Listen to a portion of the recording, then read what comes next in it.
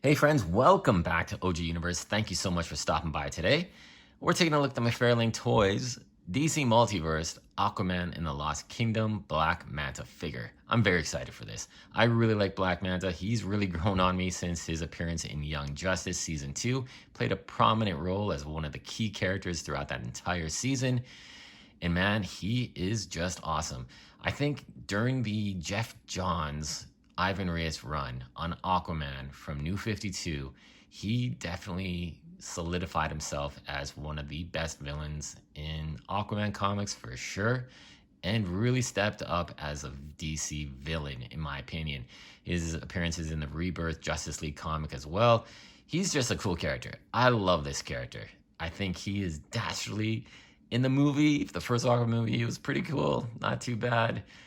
Kind of grew me a little bit. That entire movie was a little bit too campy, and it just felt like an early 2000s action movie. But it did have some great battle scenes. I'll give him that. Some damn awesome battle scenes. But this figure, it has some great highs and lows for me.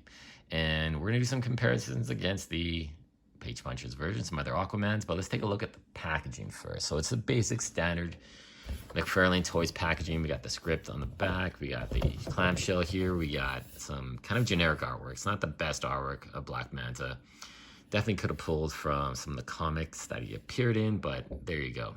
Now you notice he's got that black trident. That black trident is only available with King Kordax. Didn't pick up that figure.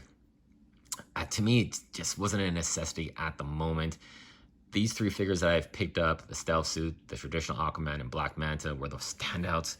They do look nice. King Kordak and the Sunken look very nice, but eventually I will get them. Just right now, I want to focus on these guys and some other DC Multiverse figures that are coming out this month in October. So yeah, that guy can wait because I think he's going to sit on the pegs for quite a while, and I'll maybe be able to catch him on sale. But he comes with this black trident. Black Manta didn't come with this trident, which kind of sucks. I don't know why he didn't. I definitely wish he would have. But he, again, just like the stealth suit, is pretty bare bones. He does come with the flight stand, the trading card. He doesn't come with this knife, this weapon here. I added that because I wanted him to have something. It's weird to see Black Manta, who carries a lot of weapons, have nothing. He does come with these effect pieces for his jetpack as well, which are a really nice touch. But yeah, he's a little bare bones in that department. But the sculpt and the detail really make up for it. Because, man, that jetpack looks great. The figure looks great. Those clear, translucent lenses and that head sculpt looks awesome. So let's just take him off the flight stand for a moment. Let's get a closer look at this head sculpt. So this is the fish tank head bowl thing that I have not liked for a long time. I remember the DC Direct Justice wave, which was an Alex Ross inspired wave that went on for a heck of a long time, had a Black Manta that was pretty good. He had a really shiny textured body, cool weapon. His helmet actually came off, which I thought was absolutely killer, that his helmet came off and you had the actual character underneath.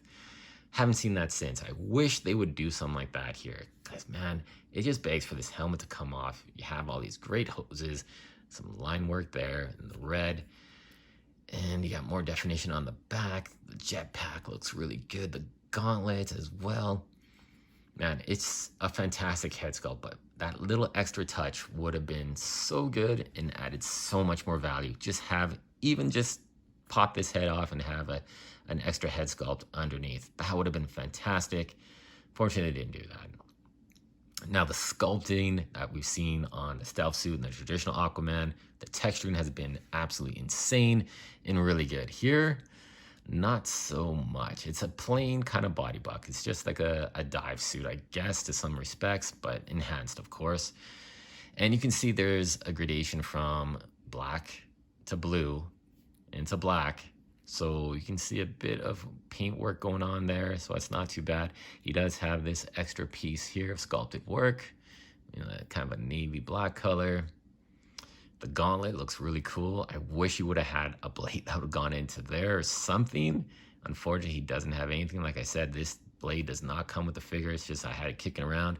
I just wanted to give Black Manta a weapon because he just looked odd without having a weapon. Does have a trigger figure. So he can put some sort of gun or something in his hand as well. Unfortunately, it doesn't come with anything to do that. So add your own collection, add what you got.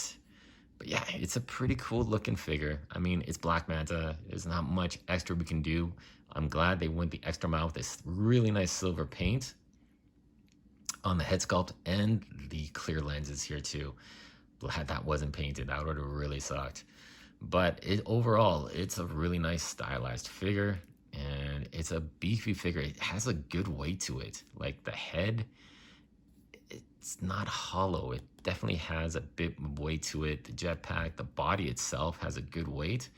So I appreciate that. As you saw my previous video of the Page Punchers Black Manta, or not Black Manta, Ocean Master, felt a little hollow. This guy, nah, he's solid. He's a solid chunk of plastic. So let's go over some articulation on this guy. So the head, it's not gonna have the best because it does have these hoses kind of impeding it, but you got some side attitude.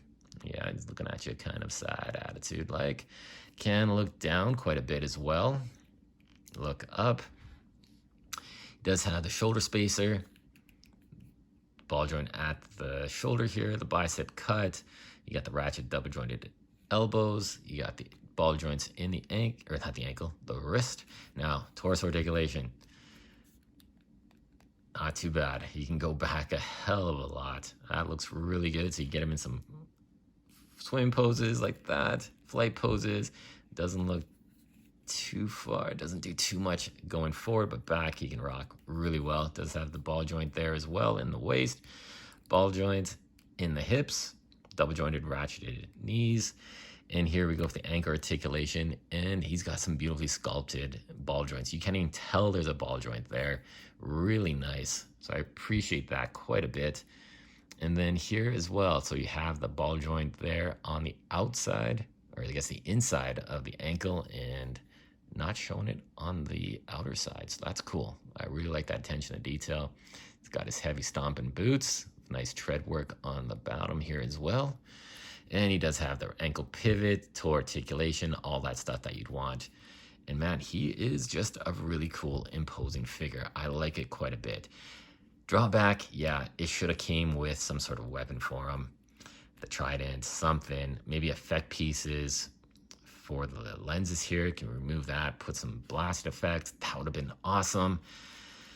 Would we have seen that in a collector series? Mcfarlane collector series? I don't know if we would have, but man, it's a cool figure. I really do like this one quite a bit. Now let's take a look at the jetpack here. We'll add these effect pieces on side.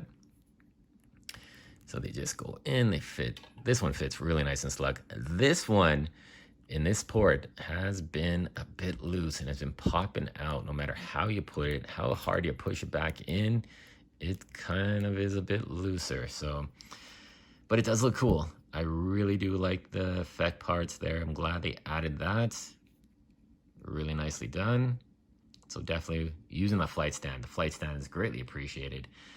And you can put the figure on there, get him in some flight poses, have fun with that. So I'm just gonna take these out for now because they'll probably pop right off.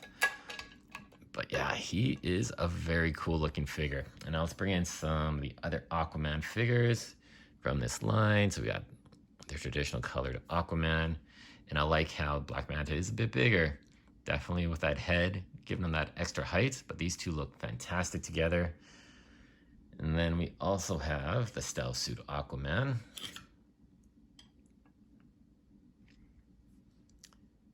Very nice. We got the traditional Aquaman from the Endless Winter comic book line. Definitely a huge height difference between these two. I'm gonna bring out a character here that I just opened actually, and I've had this figure for about a year and a bit. Gonna have to do some custom work on him because I want to play around with him. I did order another one, so he's available on Amazon, believe it or not. It's Deathstroke. So we're kind of building up a Legion of Doom. We can put a lot of different characters into that Legion. We got Lex Luthor, these two guys here. Well, Deathstroke, not technically part of it, but he's going to be in my part of it, my Legion of Doom. We can put Bizarro in there. We can put Solomon Grundy, Joker, tons of different characters. So we're building up some super teams, which, you know, I love. And then we got this guy here who I do like quite a bit. The Ocean Master. I'm going to put this guy on a stand because, you know, he might fall over and boom, boom, boom, which I really don't want. But again, massive height difference between these two.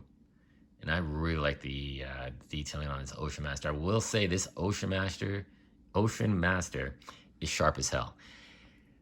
He's like razor coral, man. He's sharp right on the top of the head. He's got all these little ridges that are sharp. These things are sharp. These things are prickly as well. Like, he's a dangerous figure, man. Be careful when you're posing around with this figure, playing around with it. But man, he's awesome. I really like the stylization on this character. And then we'll bring in the character that, of course, you know, I wanted to compare this guy with as soon as I got it. And that is the Black Manta from Page Punchers. This is the Black Manta I absolutely love.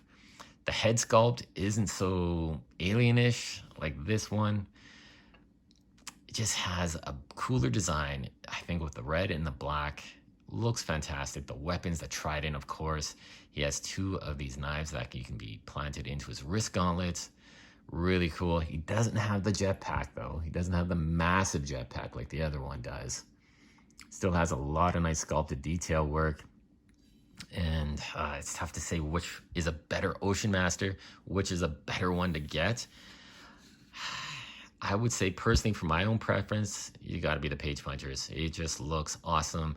It's as close as we're going to get to a Young Justice Black Manta, because he was awesome in that series. It looks fantastic. But I do like this one for the classic appeal of it, the classic aesthetics, and just the honoring of that classic look in the movies. I really appreciate that.